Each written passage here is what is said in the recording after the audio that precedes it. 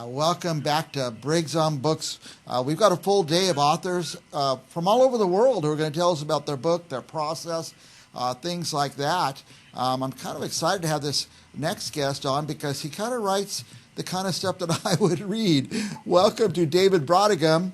Where are you located, David? I'm in Silverton, Oregon, which is about 30 minutes from Portland. So, are you near the ocean? No, not at all. Not at all. I actually grew up in California in the sun, and then moved here when I was about 14 years old with my family, and now it just rains nine I was going to say, does it rain there? Where in California were you? Riverside, California. Oh yeah, you got a lot of sun down there. Oh yeah, I miss it. By the way, before we go too far, here's the cover of David's book. Revenge is a Must. What would you call the genre on this book, David? The genre is definitely a crime drama. It's internal affairs. I grew up on, Departed and Casino and Goodfellas and Godfather. Yeah. So this book definitely pays homage to a lot of the things that I grew up watching and falling in love with. So I know there's some organized crime. Do you call it mafia or organized crime or crime family? Yeah. That's a good question. I would probably call it organized crime, internal affairs type. Yeah. Now, even the FBI gets involved. The FBI definitely gets involved. There is a FBI director in the. He's a manipulative FBI director, and he plays a big role in the story. So. Yeah, I find when I watch these dramas like you described, Goodfellas, you kind of are cheering for the bad guy. Sopranos, we love Tony Soprano, and we love Al Pacino, Michael Corleone. Oh yeah. Are we going to fall in love with your good bad guy characters?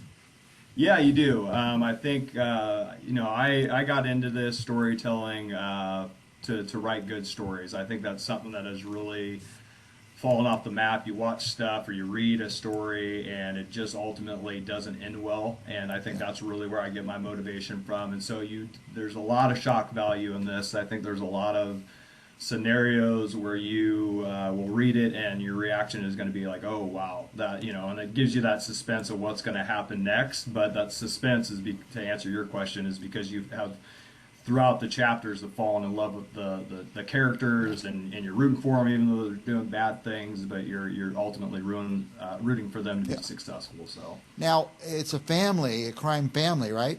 It is a crime family. So does it end with revenge is a must, or will we see this? And actually, the last words of it is revenge is a must. You're spot on. So is there going to be another one? Is my question. I can't really answer that because I think I'm going to give some stuff away. I will tell you there will definitely be a prequel to it, which I'm working on right now. So the sequel is there's a question mark. Yeah. We'll talk about that in a couple months. Now it really sounds like a movie. Yeah, it is. I don't know if I told you or not. It got picked up by Netflix to be turned into a TV series. A series, yeah. Yeah, it's been sort of these last 2.5 months have been really life-changing. A lot of things that have happened behind the scenes, and just the collaboration back and forth has been pretty amazing. And just to see, it's what you sort of hope for, is that someone else takes interest in your stories and what you're creating. So. Now, we talk about this a lot on the show because many of our viewers are authors who haven't quite got across the finish line and got that book published. And congratulations, by the way, because you did that. Yeah, thank you. So there's all these segments. There's the writing, and you're finished writing. You say, whew, that's a lot of work. And then there's a whole publishing, a whole nother process. Yes. But I can't even imagine the next step, getting it in the hands of Netflix. How did that come about? Yeah, it's been it's a lot of work. I actually work for a prosthetic company out here in the area I'm from. So I'm basically working 2 jobs right now. The book publishing, Netflix. This book is actually going into all the Barnes and Noble stores across the country here in the next. It's going to span out to about 8 months, and so a lot of the Zoom meetings, phone calls, text messages, emails, as you probably know, it ends up being a lot of work. And so I don't sleep very well. I coach my kids. Big family guy, and so it's a lot. But it's worth it at the end of the day. Now you call yourself, as well as an author, a screenwriter. Any chance you could do any screenwriting for this book? Yeah. So I've actually started, I think I've gone the reverse route. I don't want to be too winded on this. I started out screenwriting, and the way that I got involved in it was I watched a movie with my dad. My dad and I used to go to movies all the time called The Happening. I don't know if you remember it. It was a Mark Wahlberg movie. It was one of those really good movies and then just got really bad. Yeah. My dad and I walked out of the movie, and I remember, and that's how I started with Revenge is a Must. He was driving me back to my car. I told my dad I could create a movie off the top of my head better than what we just saw. I started getting into screenwriting, went home that night, started writing Revenge is a Must 12 years ago. Long story short, my friend from high school, Brett Harrison, as an actor, he got involved in the industry, and I've spent probably the last decade just really networking and getting to know some big players and some big people in the industry, nice. And that's sort of the path I've gone, and then sort of went the reverse route and started going and getting into the book. So it's been a lot of fun, but it's been a lot of work. Yeah, and I hope our viewers are encouraged by when you say 12 years. I don't want people to give up. People just keep writing and writing. Look what David did, 12 years. He probably picked it up, put it down, picked it up, got a new job, whatever. Yeah. But you just kept going on it. Yeah, I actually went to a college yesterday and gave some motivational speaking about this, and that was a big question they had. What's the process, what's the advice that you could give to people? And the advice was you got to be willing to be in the trenches, because it's not something that happens overnight. I think a lot of people go into it thinking it's going to turn around in 6 months, and it actually could take a year, 12 years, 5 years.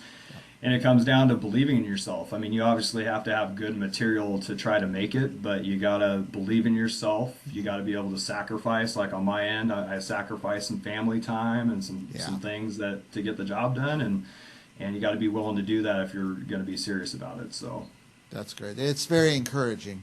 Yeah, thank you. You need to write a book about the process, because so many people. Yeah, I've actually thought about that. Yeah, they don't even know where to go or where to start or how to. The hardest part seems to be finishing the book, putting the pencil down and saying, "I'm done." Yeah. I think as probably many storytellers know, you're constantly revising your story, and to add to that, one of the cool things about Revenge is a Must is you'll give it to people that will give you some advice. You got to sort of take that advice with a grain of salt. But one of the main storylines in this story now wasn't in the main storyline 6 years ago, and so that revision process and taking some advice on changing stuff is definitely a big part of it. So I loved reading the Godfather, the book, after I'd seen the movie, and see how developed the characters were that you would never know by watching the movie. So yeah. I'm glad that you're into the same genre, because it's definitely what drives me. Now, do you do anything to track your characters? You write up the characters' backgrounds separately, or do you just jump into it as you're writing through the book?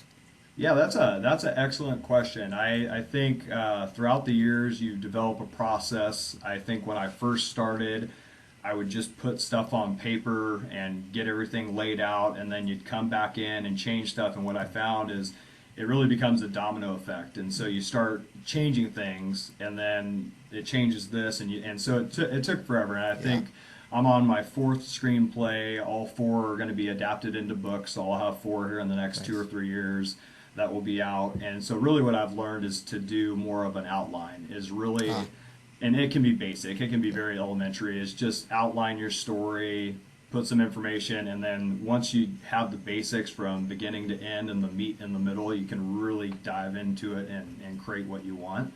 And it's a little bit more time efficient. So yeah, that's a great approach. Every day I ask authors about their approach. Some just sit down and start writing. Some fully develop the characters before they start writing the story, and the outline is a great keeps it a little shorter and more concise as you develop. It's crazy where you get ideas from too. We were driving to my daughter's soccer game, and my wife was driving. I was like, "Hey, I got it, I got it." It's crazy at what time or what location you're in where you actually get these story ideas. So it's a pretty fun process. That is great. I wish we could talk all day, David. They're already signaling me. But any last thoughts? Anything we left out that you want our viewers to know about you or your book? Yeah, this is definitely, like I said earlier, it's paying homage to a lot of the mob internal affairs, TV shows or stories that you've read. I would say about this, it's there's a lot of shock value. It's this book. I take a lot of pride in the story aspect of it. There's the shock value, there's the suspense, and really why I got into this industry is things just have to end well, because I think viewers and readers hate when they have put and invested time into stuff and it just falls flat on its face. So I take a lot of time of bringing the storylines back together, and then having that ending where I hope you satisfy the readers, where they end it and they're like, man, that was good. So. By the way, here's the cover again. Are there any car bombs in this book? There's actually a big scene, so that the cover pays, it gives some attention to a pretty intense scene in the pivotal scene in the book. Yeah, so. but I don't think our viewers could see this very well. But here's the back cover. So David Brautigam. We rehearsed his name. I think I got it right. Screenwriter and author. Thank you so much, David, for sharing with us and inspiring us. And hopefully some people will be inspired by that you did it. You started it and you finished it. So, awesome. David, we thank you for coming, and we'll have you back. I want you to come back and give us an update. Awesome. On all Sounds that. good. Anytime. I really appreciate you having me, and I hope you have a great day, and great job with the last name. Thank you, David. We'll be back with more authors right after this. Thanks, David. That was great. Yeah, thank you. I appreciate it, man. And let me know if you want to have me back on. I'm good to come anytime. All righty. Thank you, sir. Awesome. Thanks a lot, man. Have a great one.